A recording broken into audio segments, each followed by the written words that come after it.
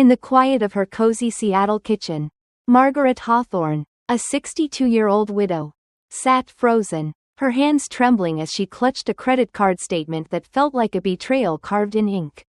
The numbers blurred before her eyes, $53 charged in a single day. Her heart pounded as she scanned the outrageous charges, $18 at Tiffany & Company, $22 at Cartier, $3,500 for a luxury spa package, and $9,500 for first-class tickets to Paris. This wasn't just money, it was a slap to her pride. A violation of trust she hadn't seen coming. Margaret, who had spent her life building a stable world with her late husband, George, now felt the ground shift beneath her.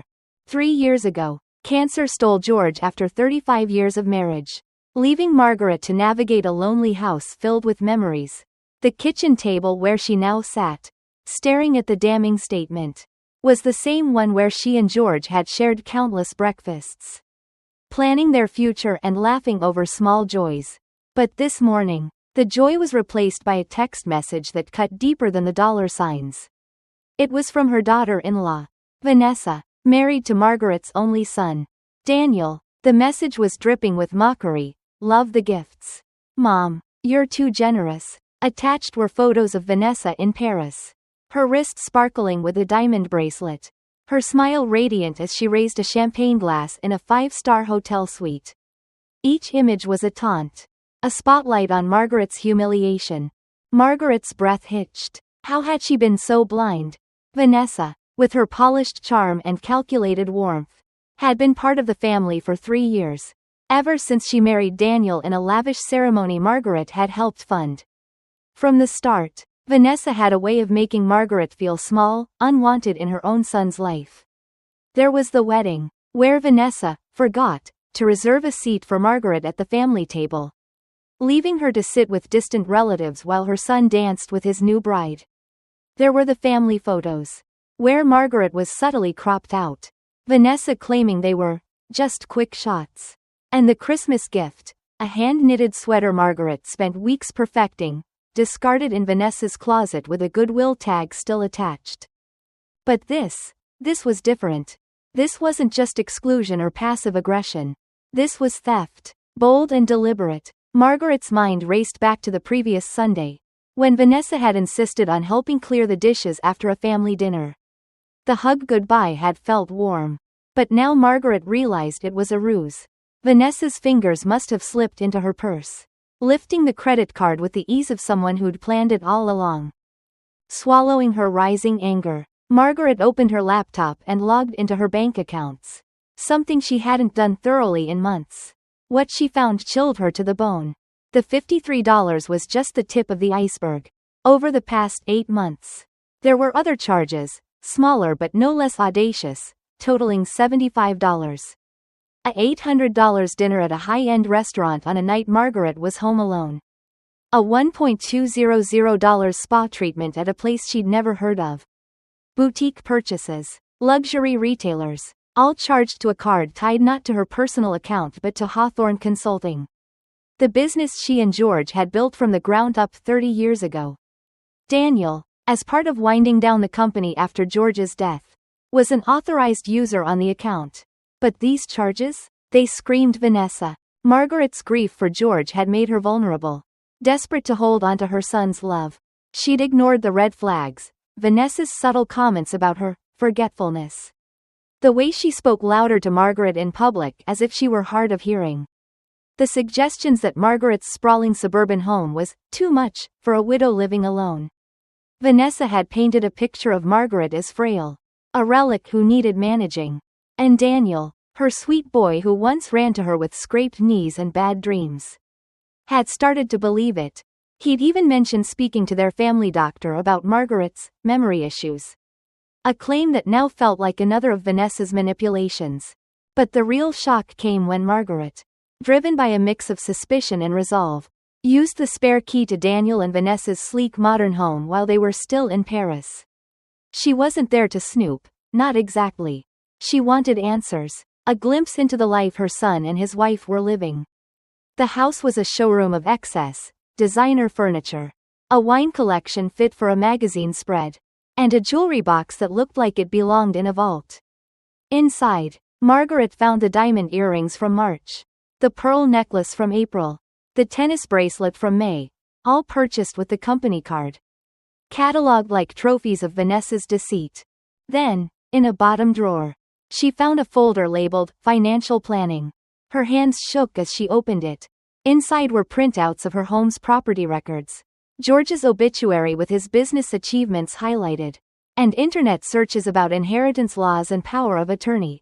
At the bottom, in Vanessa's meticulous handwriting, was a chilling timeline.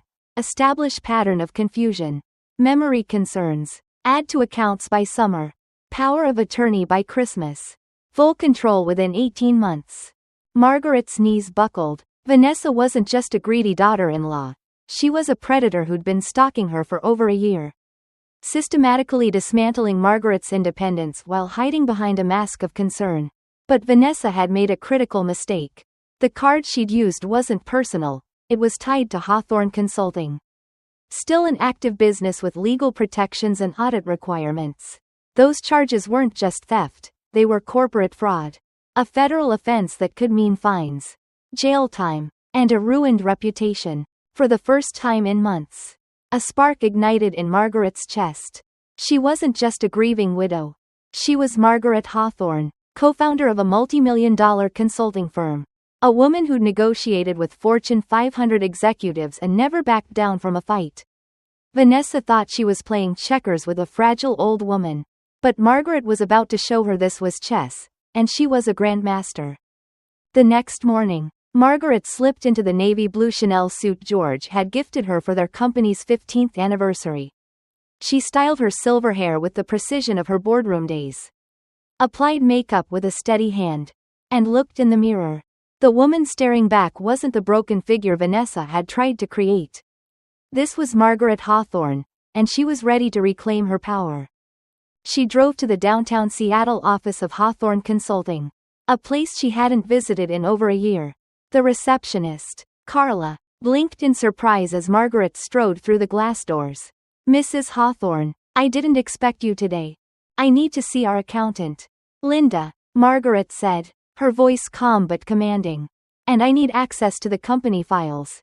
Minutes later, in the familiar conference room where she and George had celebrated their biggest wins, Margaret sat with Linda, poring over the financial records.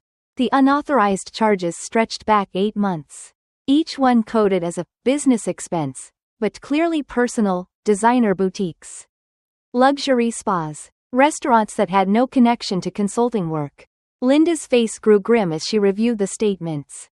These charges were made on the company card issued to Daniel, she said. But this, she pointed to a photo Margaret pulled up on her phone, showing Vanessa's diamond bracelet from Paris. Purchased for $18 under client entertainment. This is fraud. Corporate fraud. What are the implications? Margaret asked, her business instincts kicking in. Federal charges, Linda replied. The IRS doesn't play around with misuse of business accounts, especially when it's disguised as legitimate expenses. We're talking fines, potential jail time, and serious damage to anyone involved. Margaret nodded, a mix of dread and determination settling in her chest. Dread because Daniel, as an authorized user, could be implicated. Determination because Vanessa's reign of manipulation was about to end. "We need to file a fraud report," Linda said. "The company has legal obligations. Give me 24 hours. Margaret said firmly. "I need to talk to my son first." Linda hesitated but agreed. "No more charges can go through on that card. I'm freezing the account now." That night, Margaret couldn't sleep. She sat in George's old armchair, a glass of his favorite bourbon in hand, replaying the past 3 years. Every slight from Vanessa, the oversights, the subtle digs, the way she'd turned Daniel against his own mother, came into sharp focus. But more than that, Margaret saw her own mistakes. She'd been so desperate to keep her son close, to be part of his new life, that she'd ignored the warning signs. She'd let Vanessa chip away at her dignity, her independence, her very identity. But no more. Vanessa had underestimated her, and that was her downfall. Margaret wasn't just a widow mourning her husband. She was a woman who'd built an empire, who knew the weight of contracts and the power of leverage. And she was ready to use every ounce of that knowledge. The next day, she prepared for a confrontation. She cooked Daniel's favorite pot roast, just as she had when he was a boy, and invited him and Vanessa to dinner when they returned from Paris. As she set the table, her mind was clear, her resolve unbreakable. This wasn't about revenge, it was about justice. And for the first time in years, Margaret felt alive, ready to face whatever came next. The autumn chill seeped into Margaret Hawthorne's Seattle kitchen as she set the table for Sunday dinner. The scent of pot roast filling the air. This wasn't just any dinner, it was a reckoning. Margaret, a 62-year-old widow who'd spent 3 years grieving her husband George and enduring the subtle cruelties of her daughter-in-law Vanessa, was done playing the victim. Tonight, she would confront Vanessa and her son Daniel with the truth. $75 in fraudulent charges on the Hawthorne Consulting business account. A betrayal orchestrated by Vanessa's calculated greed. As she placed the final fork, Margaret felt a surge of resolve. She wasn't just a mother or a widow, she was Margaret Hawthorne. A woman who'd built an empire. And she was ready to fight for what was hers. The doorbell rang promptly at 6. Vanessa swept in, radiant in a designer dress that Margaret now knew was bought with stolen funds. Her diamond bracelet catching the light like a taunt. Daniel followed, his face drawn, eyes flickering with unease. Margaret greeted them with a practiced smile, guiding them to the dining room where the pot roast steamed invitingly. "You look wonderful, Margaret," Vanessa said, her voice honey-sweet but laced with condescension. "I hope you weren't too worried about us in Paris. I know you can get anxious when Daniel's away." The dig was subtle, designed to paint Margaret as fragile. But she let it slide, biding her time. As they sat, Margaret served the meal, her movements deliberate. She listened as Vanessa launched into a glowing recount of their Paris trip, the 5-star hotel, the Michelin-starred restaurants, the boutiques along the Champs-Élysées. Each word was a performance, carefully avoiding the cost of her extravagance. "And that bracelet," Margaret said, nodding at Vanessa's wrist. "It's stunning." Vanessa twirled the diamonds with a coy smile. "Oh, this? I've had it forever. But I did pick up a few new pieces in Paris. You know how it is, when in Rome." The lie was seamless, but Margaret caught the flicker of tension in Vanessa's eyes. "Actually," Margaret said, her tone soft but razor-sharp, "I wanted to talk about some unusual charges I found." She pulled a manila folder from the sideboard, spreading the damning credit card statements across the table. $53 in one day. Tiffany, Cartier, a spa package, first-class tickets to Paris. And that's just the start, $75 over 8 months. All on the Hawthorne Consulting account. The air in the room turned electric. Daniel's fork clattered to his plate. "Mom, what are you talking about? Vanessa said you gave her permission for the trip." Vanessa's smile didn't waver, but her eyes hardened. "Of course you did, Margaret. You insisted it was our anniversary gift. You even handed me the card last Sunday after dinner." The lie was bold, invoking George's memory to guilt Margaret into doubt. But Margaret was ready. "That's interesting," she said, pulling out another document. "Because these charges weren't on my personal card. They were on the company account. Still active, still subject to federal audit requirements. Can you explain how a Paris suite qualifies as a business expense for a consulting firm?" Daniel's face paled as he stared at the statements. "Mom, you said the business was winding down." "It is," Margaret replied, "but it's not dissolved. Every charge has to be legitimate, or it's corporate fraud." She turned to Vanessa. $75 isn't a mix-up. It's theft." The word landed like a gavel. Vanessa shrank in her chair, her composure cracking. "This is ridiculous," she snapped. "You're blowing this out of proportion." Daniel stood, pacing to the window. $75? You told me it was a few thousand for the hotel. Vanessa. His voice was low, but fury simmered beneath it.